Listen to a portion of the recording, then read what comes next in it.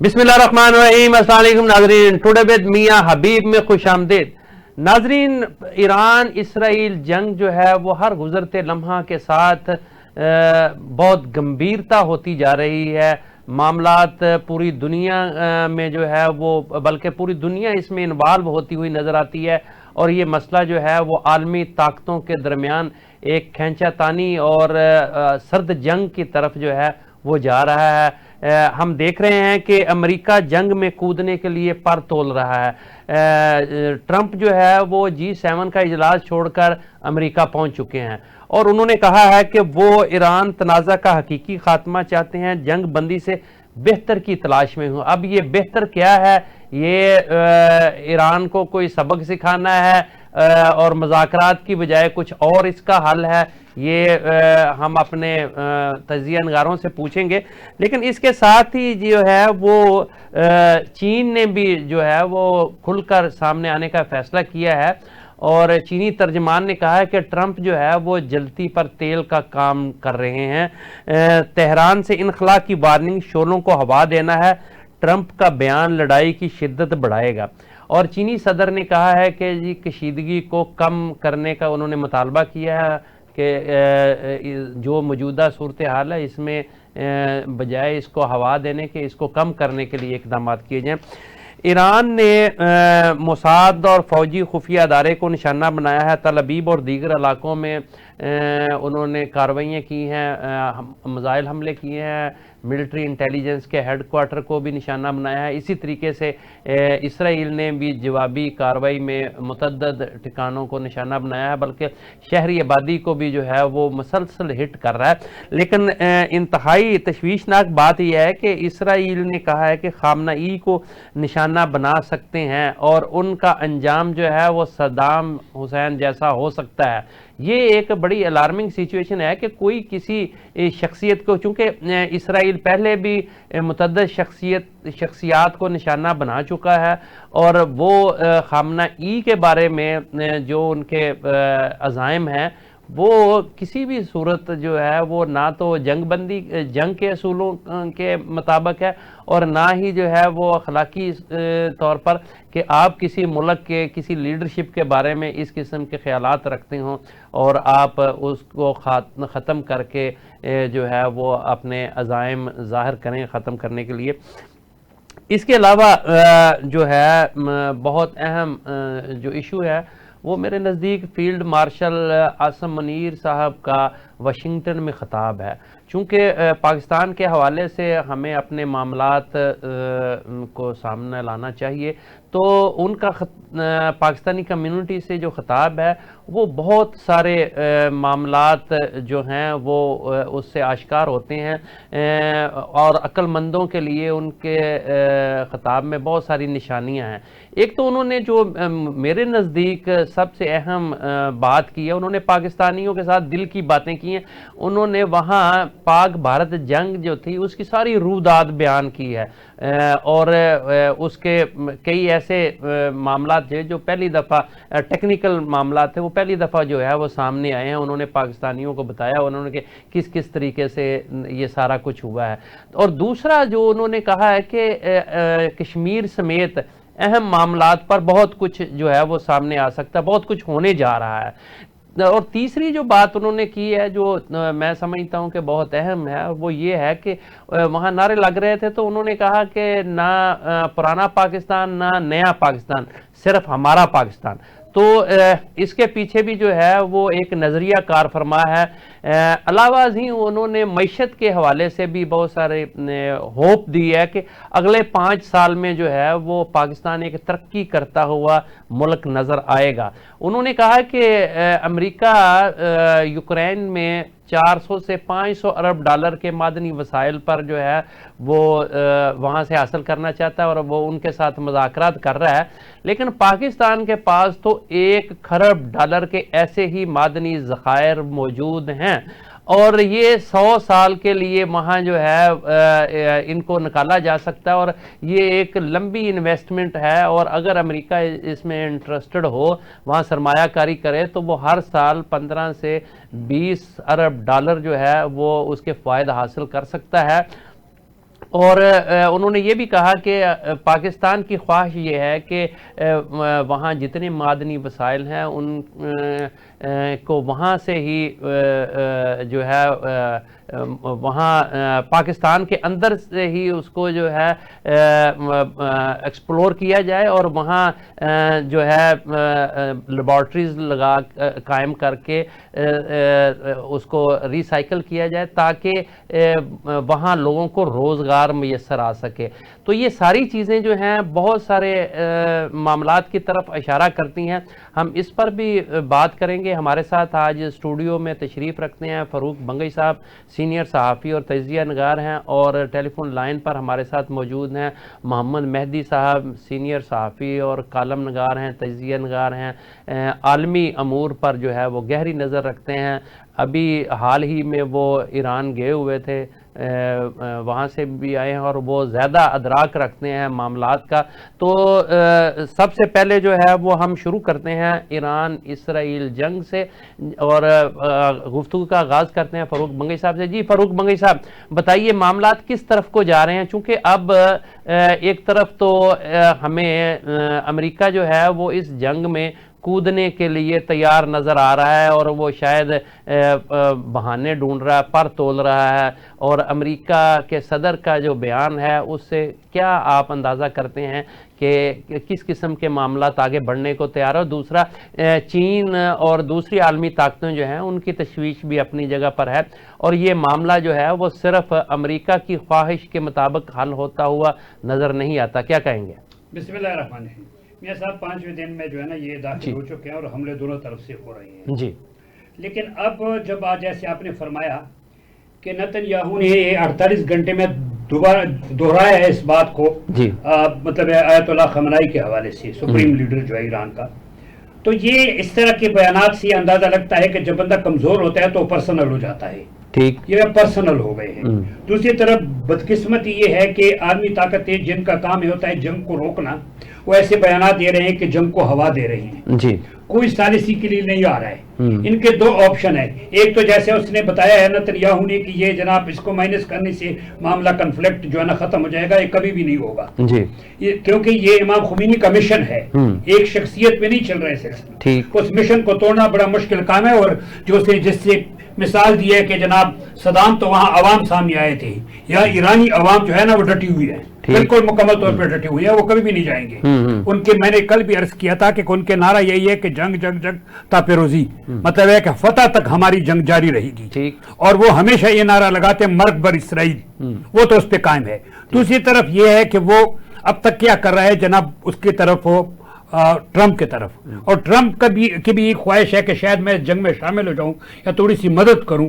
تو وہ یہ کرے گا کہ جو ایٹمی فیسلٹی ہے ان کو ڈیمیج کرنے کے حوالے سے جو کوششیں ہیں تو وہ صرف ٹرمپ ہی کر سکتا ہے یا امریکہ سے مدد لے سکتا ہے کہ وہ دوسری جتنی بھی 2-3 جگہوں کو نشانہ بنایا اس میں 2 کو قریب پہنچا ہے، خاص نشانہ مطلب ہے کہ نقصان ہی پہنچایا ہے. تو وہ یہ ہو سکتا ہے. لیکن یہاں سے چائنا نے جو انڈیکیٹر دیا ہے یا جو اشارہ دیا ہے اس نے، تو یہ بھی بڑا اہم ہے. اس کو میں بڑا سیریس انڈیکیٹر قرار دیتا ہوں.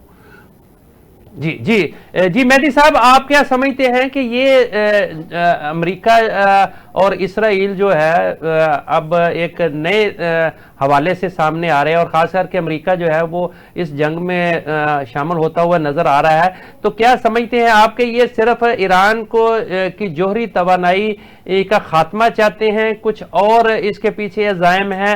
چونکہ آپ پچھلے دنوں تہران میں تھے، آپ نے کیا محسوس کیا؟ معاملات کس طرف کو جا رہے ہیں؟ شکریہ میاں صاحب. بات اصل میں یہ ہے کہ ان کے 2 ہدف ہیں. جی، یہی ہے کہ ان کی جوہری تنصیبات کو ختم کر دیا جائے. لیکن ہوا یہ ہے کہ اتنے دن کی جنگ کے باوجود جو ہے وہ ایران کی جوہری تنصیبات کا کوئی نقصان نہیں ہوا. اب تو IAEA کی رپورٹ بھی آ گئی ہے کہ وہاں کچھ نہیں ہوا. اور ویسے بھی 2 ایسی جوہری ان کی تنصیبات ہیں میاں صاحب جو 100 فٹ سے زیادہ گہری ہیں زمین کے اندر، وہ زمین کے زیر زمین ہے. تو اس کے لیے مارنے کے لیے ضروری ہے کہ آپ کے پاس کم سے کم B-52 بمبار طیارہ ہونا چاہیے، اور ایک وقت میں آپ 35 جو ملین پاؤنڈ کا بم ہے وہ آپ جسے ڈیزی کٹر کہا جاتا ہے وہ آپ ماریں گے تو جا کر زمین کے اندر جو ہے وہ نقصان دے سکتا ہے. یہ صلاحیت جو ہے یہ اسرائیل کے پاس نہیں ہے. دوسری چیز اسرائیل یہ چاہتا ہے کہ کسی طرح وہاں رجیم تبدیل ہو جائے اور اسرائیل کی کٹ پتلی حکومت جو ہے جیسے اور جگہوں پر ہے وہاں ایران میں آ جائے.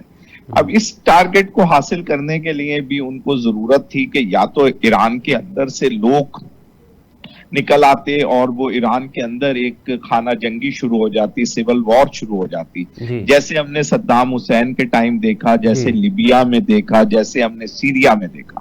لیکن ہوا الٹا ہے کہ ایران کے وہ لوگ بھی جو اس حکومت کے خلاف بھی ہیں, جیسے تودا پارٹی جو بہت مرکزی پارٹی تھی انقلاب لانے میں, لیکن بعد میں جو ہے وہ لڑائی ہو گئی مولوی صاحبان سے اور اس پر بین لگا دیا گیا, اور 1979 سے اب تک وہ پارٹی سفر کر رہی ہے مریم صاحبہ کی.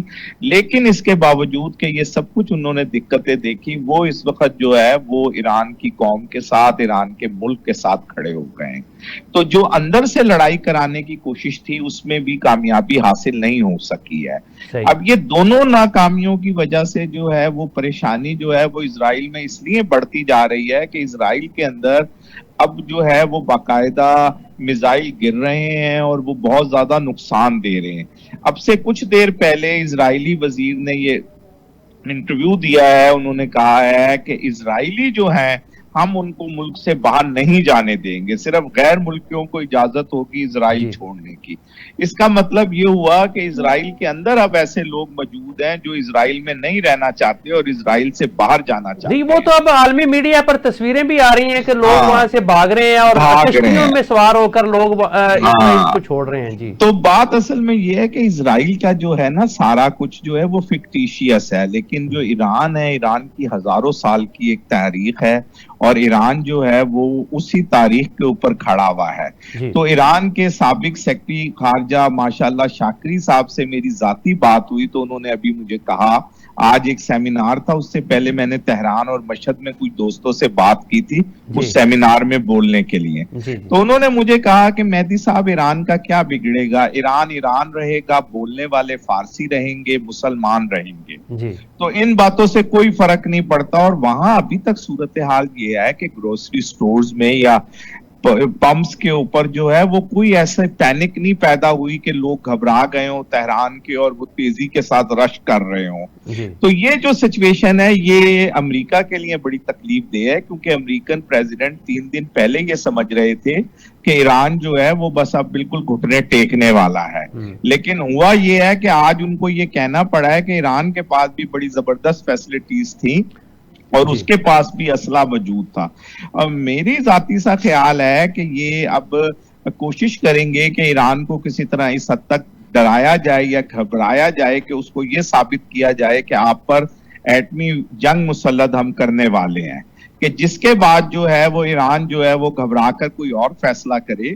لیکن میرا خیال ہے کہ شاید اس میں بھی کامیابی مشکل ہے, اور ہم یہ بھی دیکھ رہے ہیں کہ چین کی طرف سے تو باقاعدہ ایک بیان آیا ہے, رشین پریزیڈنٹ نے بھی ایک بیان دیا ہے, اور سب سے بڑھ کر یہ ہوا ہے کہ جو ممالک مسلمان ممالک ہیں اور ان میں سے کچھ ایسے ملک ہیں جن سے ہم لوگ کچھ خفا بھی تھے کہ وہ میزائلوں کو روک رہے ہیں اور یہ کر رہے ہیں, لیکن ان تمام کے وزرائے خارجہ نے جو ہے وہ اسرائیل کو ایک جاہر ملک, ایک ایسا ملک قرار دیا ہے جس نے حملے میں پہل کی ہے. تو یہ جو ہے یہ ایران کے لیے ایک بڑی اچھی پوزیشن ہے کہ ایران نے کیونکہ پچھلے کچھ عرصے میں کچھ غلطیاں بھی کی ہیں اپنے ہمساؤں کے ساتھ, کچھ مسلمان ملکوں کے ساتھ, لیکن اس کے باوجود ممالک جو ہیں وہ ساری غلطیوں کو معاف کر کے اور آگے کی طرف بڑھے ہیں. اور کل ہم نے دیکھا کہ ایرانی پارلیمنٹ کے اندر خاص طور پہ پاکستان کے لیے جب ایران کے پریزیڈنٹ گفتگو کر رہے تھے تو ساری پارلیمنٹ نے جو ہے وہ تشکر کے نعرے لگائے. تو پاکستان نے جو یونائٹڈ نیشن میں ان کی مدد کری ہے, پاکستان ویسے جو سفارتی سطح پر کر رہا ہے, تو یہ ساری چیزیں جو ہیں یہ ایران کے حق میں جا رہی ہیں. اور ایران کی قوم جو ہے وہ ڈٹی ہوئی آیا کہ اس پر 40 سال سے پابندیاں لگی ہوئی ہیں اور بہت سارے مسائل ہیں وہاں پر.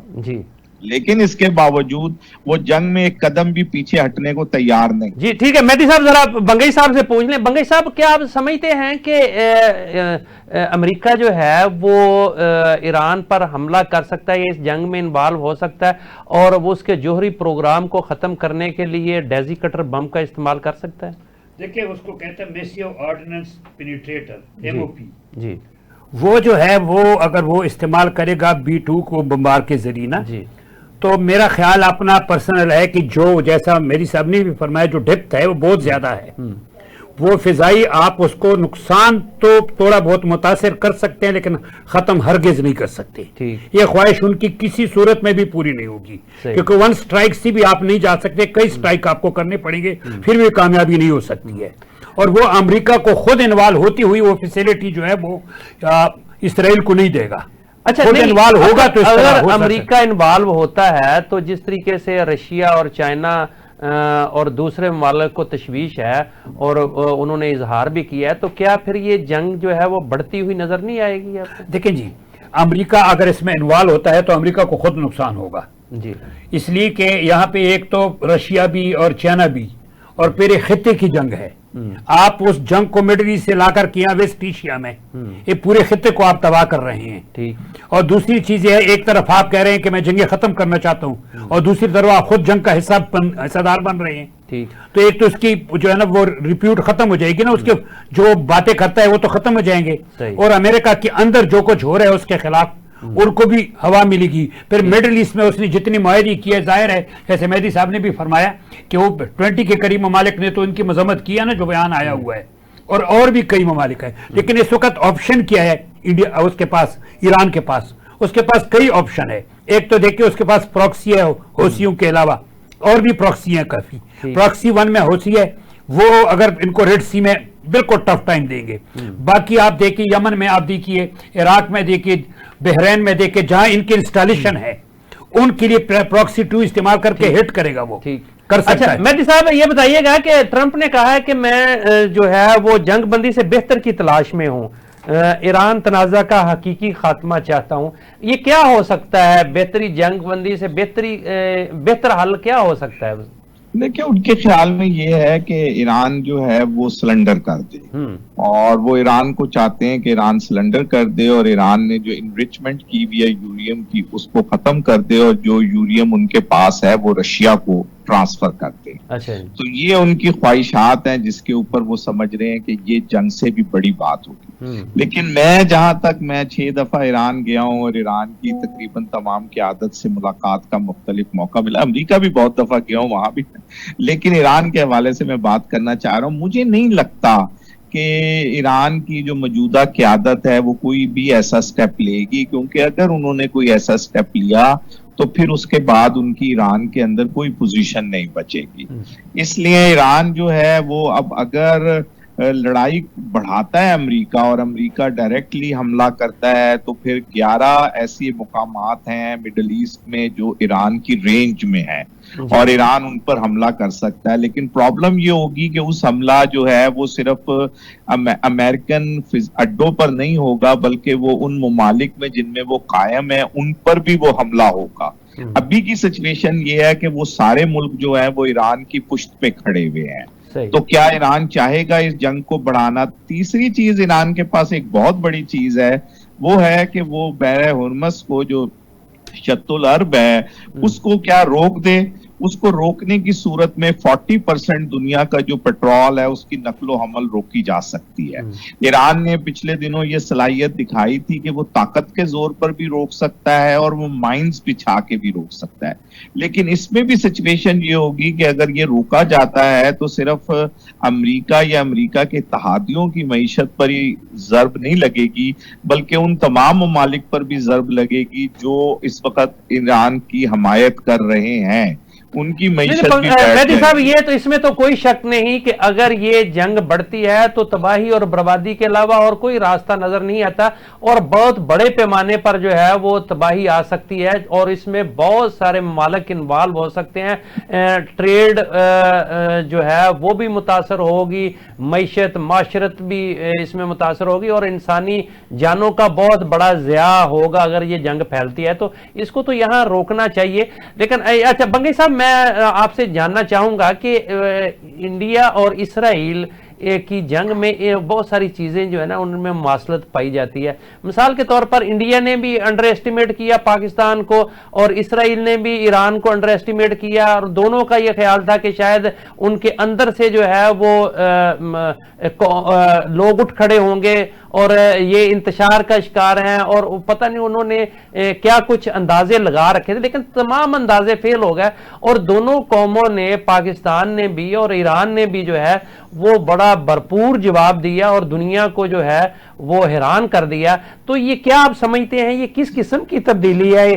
کیا دونوں ملکوں میں تیاری اس قسم کی تھی، یا کہ اسرائیل اور انڈیا جو ہے وہ واقعی نہیں سمجھ سکا اور انڈر اسٹیمیٹ کیا انہوں نے؟ یہاں پہ صورتحال ڈیفرنٹ ہے جی، یہاں پہ مس ریڈ یا مس کیلکولیٹ کیا اسرائیل نے بھی اور ساتھ امریکہ نے بھی۔ اچھا، امریکہ نے سمجھا کہ یوکرین ہے، زیلنسکی ہے، میں اس کو دھمکی شمکی لگا دوں گا تو آ جائے گا، اس کو پتہ نہیں تھا کہ یہ اس طرح ڈٹ جائے گا۔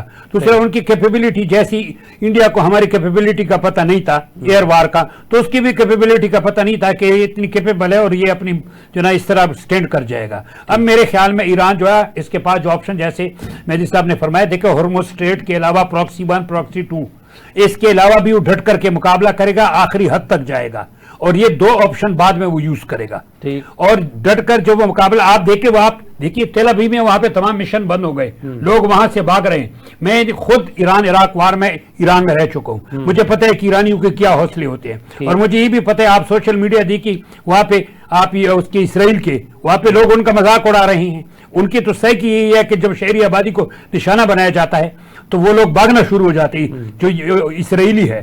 اور میں آپ کو ایک چیز اور بتا دوں کہ خامنائی صاحب جو ہے اس کا ایک طریقہ کار ہے، وہ ہمیشہ جب رسپونڈ کرتا ہے تو کہتا ہے شہری آبادیوں کو نشانہ نہ بنایا جائے، صحیح، اور یہی وجہ ہے کہ انہوں نے جناب ہیبرو میں باقاعدہ طور پہ وارننگ جاری کیا گیا تھا۔ ناظرین، یہاں وقت ہوا ہے چھوٹے سے کمرشل بریک کا، ہمارے ساتھ رہیے گا، تھوڑی دیر بعد پھر آپ کی خدمت میں حاضر ہوتے ہیں۔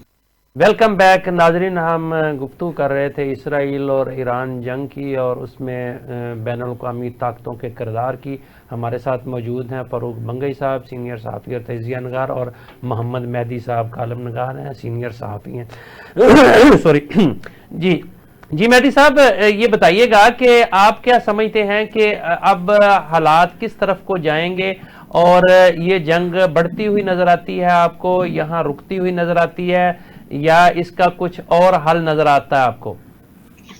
دیکھیے میاں صاحب، بات اصل میں یہ ہے کہ ہم نے یہ دیکھا ہے کہ جو اسرائیل نے ایران پر حملے کیے ہیں وہ شاید اتنے مؤثر نہیں ہوئے، لیکن جو ایران کے اندر سے اسرائیل کی پراکسیز نے حملے کیے ہیں وہ بڑے خطرناک ہوئے ہیں، اور پہلے دن بھی ایران کا بڑا ڈیمیج ہوا، اور وہ ڈیمیج ابھی تک جاری و ساری ہے۔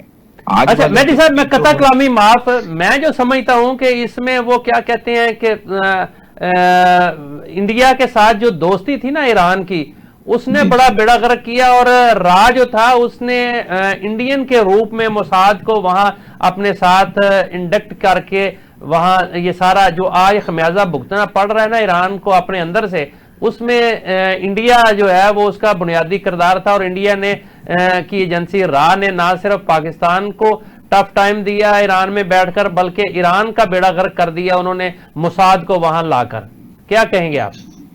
جی آپ بالکل درست کہہ رہے ہیں، اور آج جو ایران کے سفیر نے پاکستان میں جو ہے انہوں نے جو انٹرویو دیا ہے، اس انٹرویو میں انہوں نے ایکسپٹ کیا ہے کہ ہمارے ساتھ جو ہے وہ ہندوستان کا وہ رویہ نہیں رہا جو ہمارا ہندوستان کے ساتھ رویہ رہا ہے۔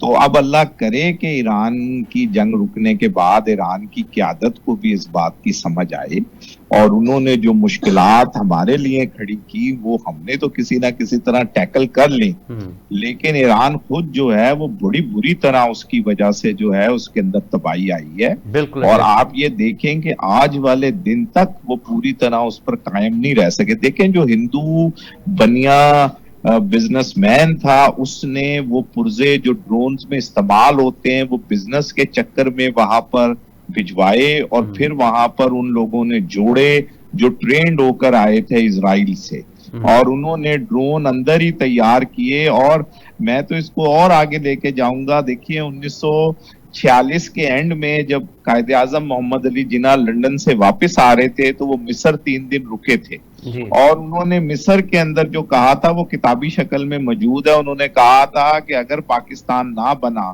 تو مڈل ایسٹ کے اندر کہیں آزادی نہیں ہوگی، اور انہوں نے اس وقت یہ بات کہی تھی کہ ہندو جو بزنس مین ہے وہ تباہی کر دے گا، آپ کے اوپر کھڑا ہو جائے گا، یہ ان کا خطاب موجود ہے۔ تو آپ دیکھیے کہ کتنے ویژنری لوگ تھے، آج وہی سب کچھ ایران کے ساتھ ہوا ہے۔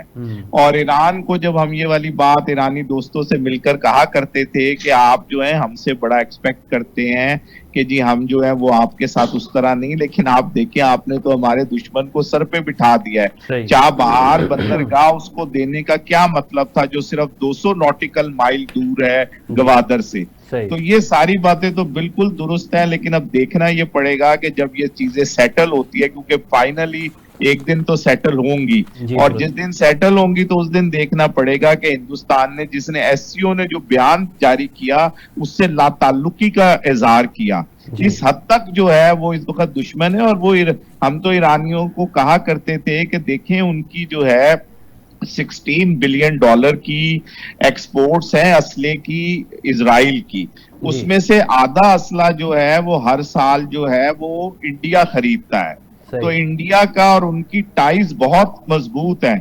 لیکن بہرحال ایرانیوں کو یہ بات سمجھ نہیں آئی، اور ایرانی جو ہے وہ بہت زیادہ، اور ابھی جب انڈیا پاکستان کی جنگ ہوئی تو انفارچونیٹلی مسلمان ملکوں میں ایران بھی ان میں شامل تھا جنہوں نے بیلنس رویہ رکھا، لیکن پاکستان نے اس تمام باتوں کی کوئی پرواہ نہیں کری، اور وہ پوری طرح جو ہے وہ ایران کے پیچھے آ کے کھڑا ہو گیا ہے، وہ کیوں نہ سفارتی محاذ ہو کیوں نہ اخلاقی محاذ ہو۔ تو یہ چیز اب دیکھنی پڑے گی جب یہ معاملہ سیٹل ہوتا ہے کہ کیا ہوتا ہے۔ چلے وہ یہ تو دنیا اب بدلتی ہوئی نظر آتی ہے، آگے چل کر تو بہت زیادہ تبدیلیاں رونما ہوں گی، آپ نے درست اشارہ کیا۔ جی بنگئی صاحب مختصر سا جواب دیجیے گا، آپ اس جنگ کا اینڈ کیا دیکھتے ہیں، اس کے بعد پھر ہم نے اگلے ایشو کی طرف بڑھنا ہے۔ میں دیکھیں جی میں تو اس جنگ کا اینڈ جو ہے نا وہ اس طرح دیکھتا ہوں کہ ایران آخری حد تک جائے گا، تمام آپشن یوز کرے گا، اور اگر امریکہ نے کوئی جو ہے نا بلنڈر مارا اور خود انوالو کرنے کی کوشش کی تو پھر علاقائی اور عالمی طاقتیں بھی آ جائے گی، اور پھر ساری سی پی او مجبور ہو جائے گا۔ ایک تو انڈیا۔ دوسری بات میں یہاں آپ کو بتانا چاہتا ہوں، شیخ سعدی بڑا معروف شاعر گزرے ہیں ایران کے، وہ ایک جگہ پہ ایران کے لیے ایک دعا کرتے ہیں، یا رب زباد فتنہ نگہدار خاک پارس، چندہ کے خاک راب ہوا دو باد راب کا۔ وہ کہتے ہیں یا اللہ اس خاک پارس کو آپ باد فتنہ سے محفوظ رکھے اس وقت جب تک یہ دنیا قائم ہے، دعا کرتے۔ تو میرا اپنا پرسنل اوپینین ہے کہ ایران کو اتنا نقصان نہیں ہوگا۔ ٹھیک۔ اچھا بنگئی صاحب یہ بتائیے گا کہ چونکہ آرمی چیف اور فیلڈ مارشل عاصم منیر صاحب امریکہ میں ہیں، اور انہوں نے کل جو ہے واشنگٹن میں پاکستانی کمیونٹی سے خطاب کیا، وہ خطاب بڑا اہم ہے، اس میں کئی چیزیں جو ہیں وہ غور طلب ہیں، اور خاص کر کے کشمیر کے حوالے سے انہوں نے کہا کہ کشمیر سمیت کافی سارے معاملات پر بہت کچھ ہونے والا ہے۔ تو کیا آپ سمجھتے ہیں کہ کوئی کشمیر کا کوئی حل نظر آ رہا ہے، کوئی اس میں کیا پیش رفت ہو رہی ہے، اور آپ ان کے خطاب کو کس طرح سے دیکھتے ہیں؟ دیکھیے جی خطاب یہ ہے کہ وہ خطاب امریکن سے ہے، پاکستانیوں سے ہے نا وہاں پہ امریکہ میں مقیم، تو وہ خطاب ایک تو یہ ہے کہ جنگ کے حوالے سے آپ کو پتہ ہے کہ کئی چیزیں سامنے آئی ہیں اور کنفرم چیزیں نہیں ہوتی ہے، اکثر جو آپ کو سوشل میڈیا اور میڈیا کے ذریعے ملتی ہے۔ تو فیلڈ مارشل صاحب کی طرف سے اس قسم کا خطاب ان کو تمام چیزوں سے آگاہ کرنا، ایک تو ہے کہ ان کو اعتماد میں بھی لینا تھا اور ان کو بتا بھی دینا تھا کہ یہ ہوا۔ جہاں تک کشمیر کا ذکر آپ نے بات بتائی، دیکھیں خود ٹرمپ نے بھی 13 بار کشمیر کا ذکر کیا ہے، कि मैं कश्मीर को ये करूंगा वो करूंगा। और वहां पे फील्ड मार्शल साहब ने भी फरमाया कि अगर वो कहता है कि मैं दहशतगर्दी पे बात करता हूं इंडिया, तो फिर उसमें 71 का मामला भी सामने आएगा, हम उसमें भी बात करेंगे। सही। तो ये बात यह है कि इस वक्त अमेरिका के साथ दो चीजें कल भी मैंने कर्ज किया था कि एक तो यह है कि हमारा जो पाज है जिसको हमने सीज फायर का नाम दिया है, इसको रीप्ले से जो है ना आप बचने के लिए बेहतर है कि हम इंगेज करें मुज़ाकरात में इंडिया को, और इसके लिए अमेरिका के जरिए हम कर सकते हैं। तो एक तो स्ट्रेटेजिक टाइज के हवाले से भी बात होगी, और दूसरी बात यह है कि गो के अमेरिका हमें इस वक्त चाइना के कैंप में देख रहा है, लेकिन पाकिस्तान जो है काउंटर टेररिज्म के हवाले से बेहतरीन बेस है अगर आप देखें। और इस वक्त तो दुनिया ने भी तस्लीम किया, जैसे यूएन के काउंटर टेररिज्म कमेटी में हमें जो है ना बाकायदा जिम्मेदारियां मिली है, तो हम कैसे दहशतगर्द हो सकते हैं। तो कश्मीर का मामला जो है और आबी जारहियत का मामला और टेररिज्म, तीनों को जो है ना एक मैं कहता हूं कॉम्प्रिहेंसिव डायलॉग होनी चाहिए उसके साथ। अच्छा मेहदी साहब, मैं आपसे जानना ये चाहूंगा कि जनरल, चूंकि मैं पॉलिटिकल रिपोर्टर हूं तो मैं बहुत सारी चीजें स्मेल करता हूं। जनरल आसिम मुनीर साहब ने एक नया नजरिया पेश किया। उन्होंने मुस्लिम लीग नून का या उनके हमनवा दीगर सियासी जमातें, उनका नजरिया था कि पुराना पाकिस्तान जो है वो बहाल किया जाए, और तहरीक इंसाफ जो थी वो उनके हामी जो है वो नया पाकिस्तान की बात करते थे, उनका अपना एक नजरिया था। लेकिन फील्ड मार्शल आसिम मुनीर साहब ने जो है वो कहा ना नया पाकिस्तान ना पुराना पाकिस्तान, सिर्फ हमारा पाकिस्तान। तो ये क्या नजरिया है, आप क्या समझते हैं? देखिए, बात यह है कि जो उन्होंने खिताब फरमाया है ना, इसको आपको दो एंगल से देखना पड़ेगा। एक तो उन्होंने इस खिताब से जो है वो पाकिस्तान की कौम को भी सारी बातों का बताया और अपने दिल को खोल के रख दिया। दूसरी तरफ जो है वो जो उनकी कल से मुलाकातें शुरू हो रही हैं, जो बहुत हाई लेवल की मुलाकातें हैं, उन मुलाकातियों को भी उन्होंने बता दिया है कि मैं क्या एजेंडा लेकर आया हूं। इस तकरीर को आप दो हिस्सों में तकसीम करें, जहां आप पाकिस्तान की बात कर रहे हैं तो वो हमारी ऑडियंस के लिए उन्होंने बात की है, लेकिन जहां पर वो कह रहे हैं कि मैं कश्मीर के मैटर को भी हल होते या उसको कुछ होते हुए देख रहा हूं और बाकी चीजों में भी देख रहा हूं, और अगर आप बात सिर्फ इसकी करना चाहते हैं तो फिर उसकी भी करनी होगी। ये बुनियादी तौर पे उन्होंने मैसेज अमेरिकन को दिया है, क्योंकि जो उनकी मुलाकातें हैं उसके अंदर जहां ये वाली बात होगी कि पाकिस्तान ने अभी फिर उनको 5 लोग पकड़ के दिए हैं, जैसे 3 दिन पहले उनके जनरल ने सेनेट की कमेटी में बताया है, तो इससे पहले शरीफुल्लाह को पकड़ के दिया है, 4 लोग तुर्की के पकड़ के दिए हैं, 2 ईरान को पकड़ के दिए हैं, 2 रशिया को पकड़ के दिए हैं। तो पाकिस्तान ये सारे काम जहां कर रहा है वहां वो शायद ये भी चाहते हैं कि जो तंजीमें सोई हुई हैं या जिनको सुला दिया गया है वो चाहते हैं कि इनको खत्म कर दिया जाए। तो उन्होंने इसके बारे में भी बात कर दी है कि क्या हो सकता है और क्या नहीं हो सकता, कि अगर कश्मीर का मसला हल हो जाएगा तो वो सोई भी तंजीमें खुद ब खुद ही खत्म हो जाएंगी। तो उन्होंने बड़ी कंप्रीहेंसिव गुफ्तगू की है, उन्होंने हर जाविये से चीजों को एक्सप्लेन करने की कोशिश की है, और उन्होंने एक डिप्लोमेट की तरह वहां तकरीर की है कि जिसको जो ये पहले से चाहता हो कि टेबल के ऊपर जब वो जाए तो टेबल के ऊपर पहले से पॉइंट्स मौजूद हों कि किन पॉइंट्स के ऊपर, जहां अमेरिका के कुछ पॉइंट्स है और अमेरिका कुछ चीजों में चाहता है वहां पर पाकिस्तान के भी पॉइंट्स है, और उन्होंने बहुत खूबसूरत अंदाज के अंदर जो है वो पॉइंट्स बता दिए। और मेरा ख्याल है उनकी तकरीर की इसलिए भी इस तरह की तकरीर की जरूरत थी कि जो हमारे ग्रुप्स इस वक्त दुनिया में फिर रहे हैं, जो हमें उनसे उम्मीद थी वो उस उम्मीद के ऊपर, या यूं कह लेते हैं चले उम्मीद उन्होंने पूरी कर दी होगी, लेकिन दूसरे लोगों ने उनको उस तरह अहमियत नहीं दी। लेकिन क्योंकि अब जो हमारे फील्ड मार्शल साहब हैं उनकी अहमियत एक मुसल्लमा है और उनकी मुलाकातें तयशुदा हैं, और अब वो उन मुलाकातों के अंदर वो सारा एजेंडा, जैसे बंगिश साहब ने फरमाया कि वो जो है वो सारी चीजें जो कंपोजिट डायलॉग के लिए जरूरी है, उन्होंने वो एक एक करके सारी बातें बता दी है कि ये रास्ता है आगे बढ़ने का इंडिया और पाकिस्तान की, और अगर इस रास्ते पर आपने अमल ना किया तो फिर दहशतगर्दी को रोकना और बाकी चीजों को रोकना ये हमारी अकेले की जिम्मेदारी नहीं होगी, या हम इस बात के जवाब दे नहीं होंगे। ठीक ठीक जी, बंगिश साहब आप ये बताइएगा کہ مجھے تو جو ہے فیلڈ مارشل کا جو کردار ہے، جو رول ہے نا، وہ ایک قائدانہ رول نظر آتا ہے، چونکہ استحکام کے لیے بھی پاکستان میں سیاسی استحکام اور ویسے بھی استحکام کے لیے بھی ان کا رول جو ہے وہ بڑا قائدانہ تھا. پھر اس کے بعد انہوں نے جو جنگ میں ان کا کردار تھا وہ بھی آپ لوگوں کے سامنے ہے. اب مجھے ایک اور ان کا جو رول نظر آتا ہے، اور وہ بین الاقوامی سطح پر، اور وہ جتنے 3-4 ملکوں میں وزیر اعظم صاحب کے ساتھ بھی گئے. اب وہ واشنگٹن میں جو ہے وہ امریکہ نے انہیں مدعو کیا اپنے فوج کے 250 یوم تاسیس پر. تو یہ سارا کچھ جو ہے آپ اس کو کس طرح سے دیکھتے ہیں؟ آگے چل کر یہ ساری چیزیں پاکستان کے لیے کتنی فروٹفل ثابت ہوں گی؟ دیکھیں جی، اعتماد سازی کی بات ہے. جی دیکھیں، ایک پرائم منسٹر صاحب جاتے ہیں لیکن اس کے ساتھ جو فیلڈ مارشل صاحب جاتے ہیں اور وہاں شکریہ ادا کرتے ہیں، وہ کوئی اور بات ہوتی ہے. وہ اعتماد ہو جاتے ہیں ان لوگوں کو، اس ملک کو. دوسری بات ہے، یہ جو کچھ قائدانہ آپ جو بات کرتے ہیں، وقت کا تقاضا ہے. اس وقت تمام کو اعتماد میں لینا ضروری ہے، اندر پار پاکستانیوں کو، دوسرے ممالک کو. لیکن یہ جو اس وقت جس مشن پہ وہ ہے، اس میں 2 چیزیں بڑی اہم ہیں جس کو بات ہونی چاہیے، جیسے بھی مہدی صاحب نے فرمایا. پہلی بات تو ہے کہ ہمارے اسٹریٹجک ٹائز اور سیکورٹی کے حوالے سے اگر ہماری امور ان کے ساتھ طے ہو جاتے ہیں، انگیجمنٹ، تو وہ میرے خیال میں بہت مناسب ہوگا. دوسری بات یہ ہے کہ انڈیا کو مذاکرات پہ لانا اور امریکہ کو یہ بتا دینا کہ جی آپ ان کو بتا دیں کہ انہی خطوط پہ ہم مذاکرات کرنا چاہتے ہیں، اور یہی ہمارا جو ہے ایجنڈا ہوگا تاکہ مذاکرات شروع ہو جائے. ٹھیک جی. مہدی صاحب، ہم نے ماضی میں دیکھا کہ پاکستان اگر امریکہ کے ساتھ بات کرتا تھا تو چائنا ناراض ہو جاتا تھا، یا چائنا کے ساتھ کرتا تھا تو امریکہ ناراض ہو جاتا تھا، یا رشیا کے ساتھ کرتے تھے تو امریکہ ناراض ہو جاتا تھا.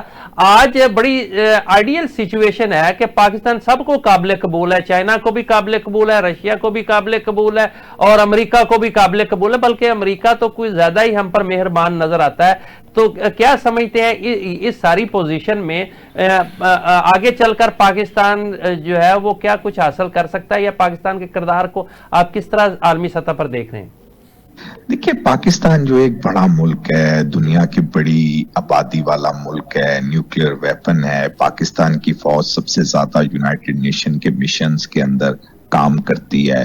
تو پاکستان کا دنیا کے اندر اور خطے کا جو جغرافیہ ہے اس حوالے سے بھی پاکستان، اصل میں امریکہ کی یہ پریشانی رہی ہے چائنا کے حوالے سے کہ پاکستان اور چائنا جو ہے وہ کہیں اسٹریٹجک پارٹنرشپ میں اس حد تک آگے نہ نکل جائیں کہ اس علاقے کے اندر امریکہ کے لیے مشکلات کھڑی ہو جائے. وہ ہمیشہ یہ چاہتا رہا ہے کہ پاکستان اور چائنا کے ٹریڈ تعلقات کیوں نہ کتنے ہی بڑھ جائیں، لیکن جو اسٹریٹجک تعلقات ہے وہ نہیں بڑھنے چاہیے. لیکن یہ جو ابھی جنگ ہوئی اور اس جنگ کے بعد پاکستان جس طرح سامنے آیا ہے، اب امریکہ کے لیے یہ مشکل ہو گیا ہے کہ امریکہ جو ہے وہ صرف ڈکٹیٹ کر سکے.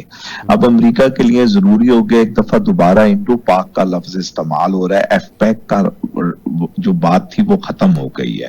تو پاکستان کے پاس بھی بہت سنہری موقع، اور میں تو اس کو اس طرح سمجھتا ہوں کہ پاکستان کے پاس بار بار جو ہے اچھا وقت آتا ہے. اب یہ پاکستان کا کام ہے، ایسا نہیں ہونا چاہیے کہ جنرل یحییٰ صاحب کے دور کے اندر یا جنرل مشرف کے دور کے اندر جب اچھا وقت پاکستان کا آیا تو پاکستان جو ہے وہ بہتر ڈیل نہیں کر سکا، اور پاکستان کے اندر جو اس وقت کے لوگ تھے انہوں نے صرف اپنے بارے میں سوچا.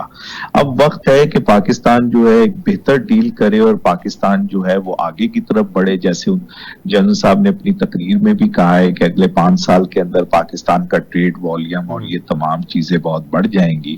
تو پاکستان کو اب اس پہ فوکس کرنا چاہیے. انفارچونیٹلی پچھلے 6 مہینے سے امریکہ کا کوئی سفیر پاکستان میں نہیں ہے، اور یہ بھی ایک ایسی بات ہے کہ جس کو پاکستان کو وہاں پہ ریس کرنا چاہیے کہ جلد سے جلد یہاں پر سفیر بھیجے. کیونکہ جو پچھلے سفیر تھے وہ پوری کوشش کر رہے تھے کہ پاکستان کی جو ٹریڈ ہے وہ امریکہ کے ساتھ بڑھ جائے، اور پہلی دفعہ ایسا ہوا تھا کہ $11.11 بلین کی چیزیں ہم نے بھیجی، لیکن پچھلے سال یہ چیزیں کم ہو گئی ہیں. تو ہم نے تو اس کو آگے لے کے جانا ہے، کیونکہ ہمارا جو ٹارگٹ ہے وہ $100 بلین کا ہے، اور وہ صرف टेक्सटाइल से या गारमेंट से पूरा नहीं हो सकता, बल्कि हमने ये दिखा दिया है साइबर के हवाले से कि हम आईटी में भी बड़े एक्सपर्ट लोग हैं। तो हमें अब इस तमाम चीजों के ऊपर जो है वो फोकस करना चाहिए, और चाइना के साथ भी हमें अपने ताल्लुकात को, जो बैलेंस ऑफ ट्रेड है जो बहुत ज्यादा चाइना की तरफ है, जबकि चाइना ने 2 दफा पाकिस्तान के लिए स्पेशल कवानीन भी बनाए लेकिन पाकिस्तान उससे फायदा नहीं उठा सका।